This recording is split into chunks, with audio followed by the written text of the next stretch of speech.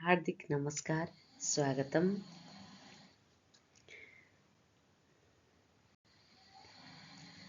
शैक्षिक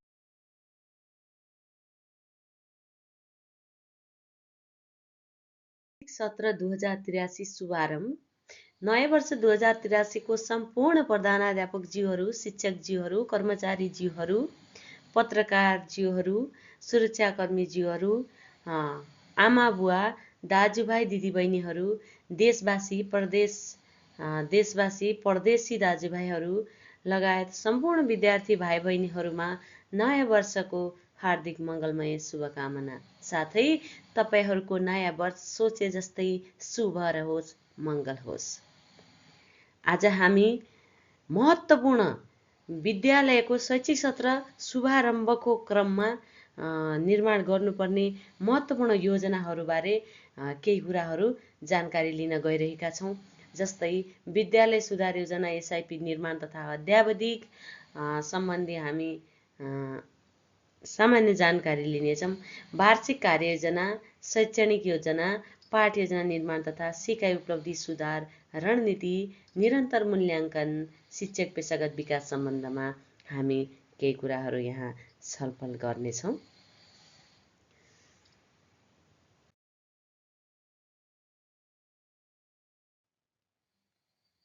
विद्यालय सुधार योजना भनेको विद्यालयको सर्वाङ्गीण विकासका लागि सरोकारवालाहरूको सहभागितामा तयार पारिएको 5 वर्षे रणनीतिक दस्तावेज हो। यसलाई आवधिक योजना पनि भनिन्छ, संस्थागत योजना पनि भनिन्छ, हैन? किन चाहिन्छ भन्ने कुरा चाहिँ यहाँ मेन रहन्छ। विद्यालयको स्पष्ट गन्तव्य तय गर्न, स्रोत र साधनको न्यायिक र पारदर्शी परिचालन गर्न, सिकाइ उपलब्धिलाई तथ्याङ्कमा आधारित भई सुधार गर्न, स्थानीय सरकार र समुदायप्रति विद्यालयलाई जवाफदेही बनाउन।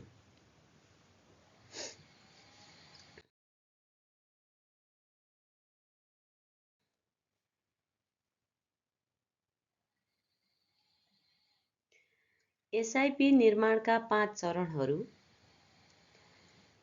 तपाईले योजना बनाउँदा एसआइपी निर्माण गर्दाखेरि चाहिँ 5 वटा चरणहरू अपनाइन्छन्। सुरुमा तयारीमा हामीले व्यवस्था बैठक गराउनु पर्ने हुन्छ, कार्यदल गठन र स्रोतको पहिचान। अवस्था विश्लेषण दोस्रोमा, विद्यालयको सबल पक्ष, कमजोरी, अवसर र चुनौतीको पहिचान। दृष्टिकोण र लक्ष्य निर्धारण, 5 वर्षपछिको विद्यालयको सपना तय गर्ने। कार्यक्रम र बजेट तर्जुमा, लक्ष्य प्राप्तिका लागि गरिने क्रियाकलाप र खर्चको अनुमान। स्वीकृति र सार्वजनिकीकरण, अभिभावक भेलाबाट पारित गरी कार्यान्वयन र सार्वजनिक गर्ने।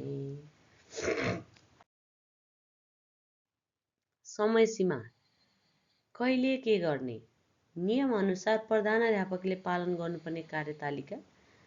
एसआइपी निर्माण परिमार्जन, नयाँ शैक्षिक सत्र सुरु भएको 2 महिनाभित्र जेठ मसान्तसम्म। विद्यालयबाट स्वीकृत गराई जेठ अन्तिम हप्ताभित्र गाउँपालिकाको शिक्षा शाखामा पेश गर्ने।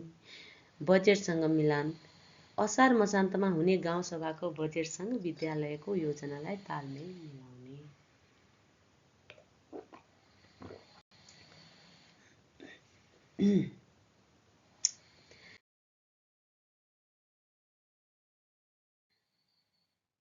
प्रले ध्यान दिनुपर्ने प्राविधिक कुराहरू रहेका छन्। तथ्याङ्कमा शुद्धता, विद्यालय सुधार योजना निर्माण गर्दा प्रले यी प्राविधिक कुराहरूमा ध्यान दिन अति आवश्यक हुन्छ। तथ्याङ्कमा शुद्धता, इमेजको विवरण र एसआइपीको विवरण एउटै हुनपर्छ। सहभागिता, योजना एक्लैले कोठामा बसेर बनाउने होइन, शिक्षक र समुदायको सुझाव लिनपर्छ।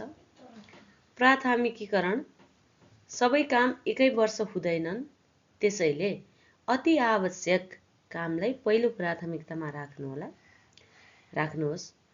पारदर्शिता, बजेट र कार्यक्रमको विवरण विद्यालयको सूचना पाटीमा टाँच गर्ने।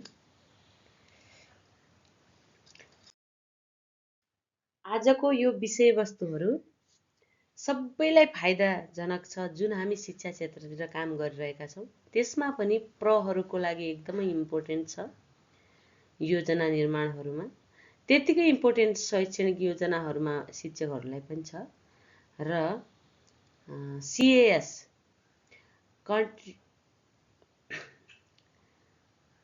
अनि सिकाइ उपलब्धि रणनीति सम्पूर्णलाई एकदमै अति आवश्यक छ।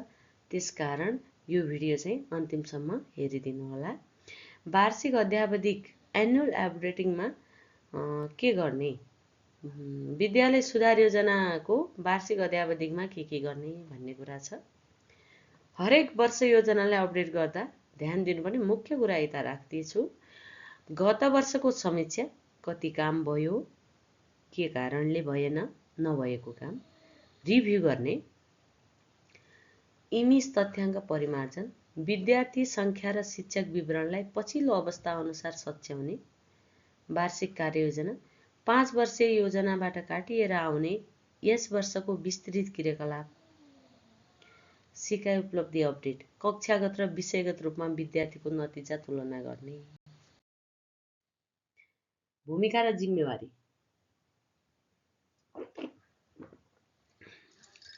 विद्यालयको भूमिका।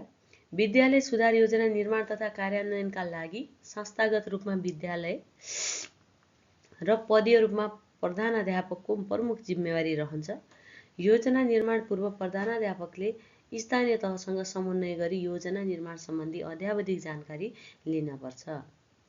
यस योजना निर्माण गर्न विद्यालय व्यवस्थापन समितिले प्रधानाध्यापक प्रको संयोजकत्वमा स्थानीय तहको प्रतिनिधि, विद्यालय व्यवस्थापन समितिको प्रतिनिधि, शिक्षक अभिभावक सङ्घको प्रतिनिधि, शिक्षा प्रेमी एवं विज्ञ र शिक्षकको प्रतिनिधित्व विद्यालय सुधार योजना निर्माण कार्यटोली गठन गर्न पर्छ।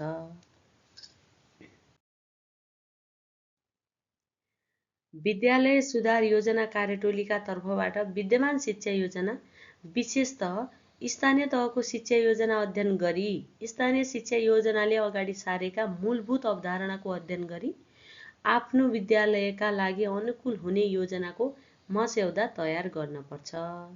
योजना निर्माण प्रक्रियामा विद्यालय सेवा क्षेत्रका सबै सरोकारवाला, शिक्षक अभिभावक सङ्घ, विद्यार्थी, अभिभावक, स्थानीय समाजसेवी आदिको सक्रिय सहभागिता सुनिश्चित गर्नुपर्छ।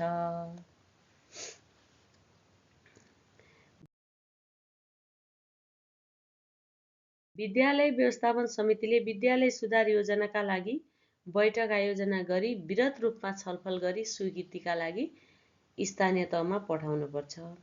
स्थानीय तहले समय तोकेको अवस्थामा सोही समयमा र नतोकेको अवस्थामा प्रत्येक वर्ष जेठ महिनाको अन्तिम हप्ताभित्र स्थानीय तहमा योजनाको प्रति अनिवार्य रूपमा पेश गर्नुपर्छ।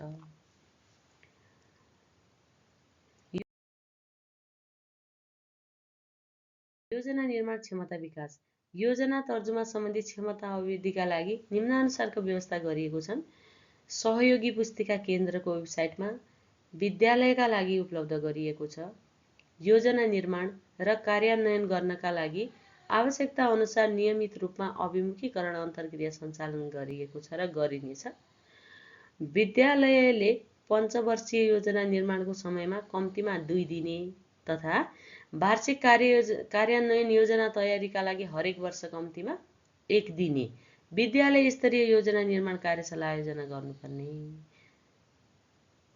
छ, जसले सरोकारवालाको क्षमता अभिवृद्धिमा सहयोग पुर्याउँछ।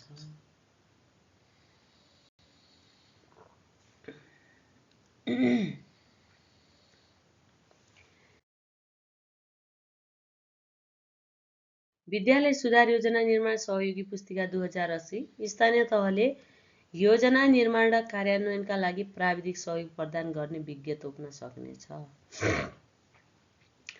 स्थानीय तहबाट नतोकिएको अवस्थामा विद्यालयबाट स्थानीय तहमा उपलब्ध विज्ञहरू परिचालन गरेर योजना निर्माण एवं कार्यान्वयन गर्न सहयोग लिन सकिनेछ। स्थानीय तहमा सञ्चालन गरिने प्रधानाध्यापक बैठकमा विद्यालय सुधार योजना निर्माण र कार्यान्वयन सम्बन्धमा छलफल गर्नुपर्नेछ। नियमित रूपमा सञ्चालन हुने तालिम तथा अभिमुखीकरणमा विद्यालय सुधार योजना सम्बन्धी विषयवस्तु समावेश हुनेछ। योजना निर्माण क्षमता अभिवृद्धिका लागि सङ्घ, प्रदेश र स्थानीय सरकारले आवश्यकता अनुसारका सहजीकरण गर्न सक्नेछन्।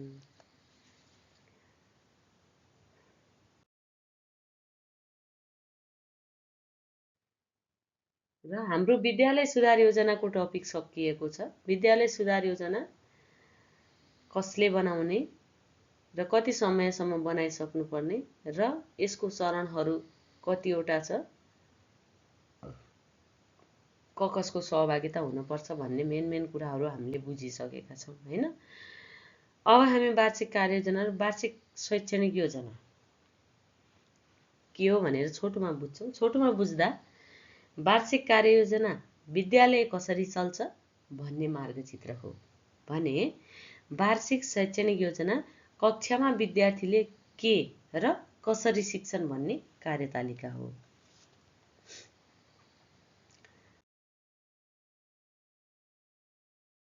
वार्षिक कार्ययोजना स्कुल प्लान, प्रशासनिक र व्यवस्थापकीय पाटो, भर्ना र स्वागत, विद्यार्थी भर्ना अभियान, पाठ्यपुस्तक वितरण र स्वागत कार्यक्रम, बैठकहरूको तालिका, स्टाफ बैठक महिनामा एकपटक, एसएमसी र पिटिए बैठकको क्यालेन्डर, विशेष दिवस र उत्सव, राष्ट्रिय दिवस, वार्षिक उत्सव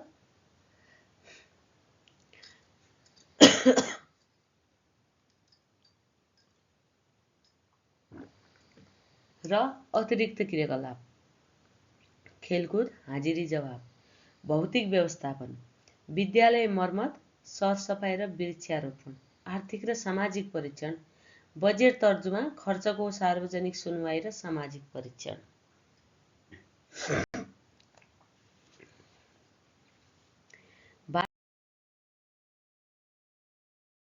वार्षिक शैक्षणिक योजना प्रायोगिक र सिकाइ पाटो, कार्यदिनको बाँडफाँड, वर्षभरिको उपलब्ध शिक्षण दिनहरूको गणना, पाठ्यक्रम कार्यान्वयन, कुन महिनामा कुन विषयको कुन पाठ सकिने भन्ने स्पष्ट कार्यतालिका, शिक्षण विधि र सामग्री, प्रयोग गरिने आधुनिक विधि आइसिटी प्रोजेक्टवर्क र शैक्षिक सामग्रीको सूची, मूल्याङ्कन योजना, इकाइ परीक्षा, त्रैमासिक परीक्षा र निरन्तर विद्यार्थी मूल्याङ्कन CAS को खाका, शिक्षक डायरी, दैनिक पाठ योजना र शिक्षकले गर्ने तयारी।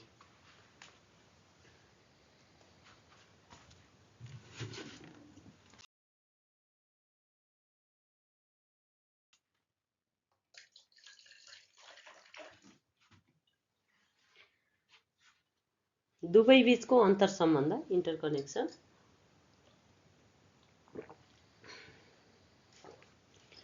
कार्ययोजनाले स्रोत रिसोर्स दिन्छ, शैक्षणिक योजनाले त्यसलाई प्रयोग गर्छ। कार्ययोजनामा परीक्षाको मिति तोकिन्छ, शैक्षणिक योजनाले त्यो मितिसम्म कोर्स सकिने ग्यारेन्टी गर्छ।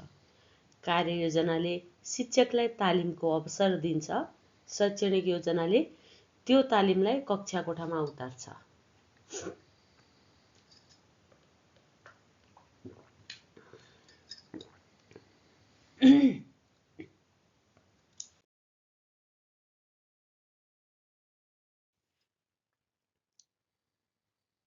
जवाब पाउन सकिन्छ भनेर यहाँ मैले शिक्षकहरूलाई केही क्वेसन राखेको छु, के प्रधानाध्यापकज्यूहरूलाई केही क्वेसन राखेको छु। उहाँहरूले व्यवहारमा कतिको ल्याउनु भएको छ, व्यवहारमा यो क्वेसनहरू सोध्नुहुन्छ भने कमेन्ट गरेर भनिदिनु होला है सर म्यामहरू। के सबै शिक्षकले आफ्नो विषयको शैक्षणिक योजना बुझाउँछन् त? अर्को क्वेसन छ, के विद्यालयको कार्ययोजना सबैले देख्ने गरी भित्तामा टाँसिएको छ? छैन भनिदिनु होला। अर्को छ, के दुवै योजनाहरू विद्यालयको बजेटसँग मेल खान्छन्? र 4 नम्बरमा रहेको छ, के योजना कार्यान्वयनको नियमित अनुगमन भइरहेको छ? यी 4वटा प्रश्नहरू विचार गर्नु होला। कार्ययोजनाले विद्यालय चलाउँछ। शैक्षणिक योजनाले विद्यार्थीको भविष्य बनाउँछ। मनन गर्ने कुरा।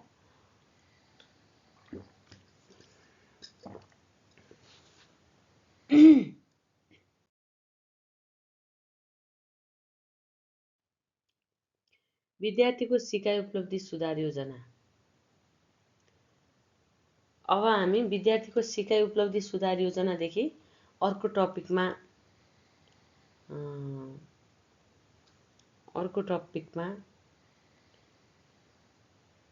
बुझ्नेछौँ। अहिलेलाई थ्याङ्क यू, नमस्कार।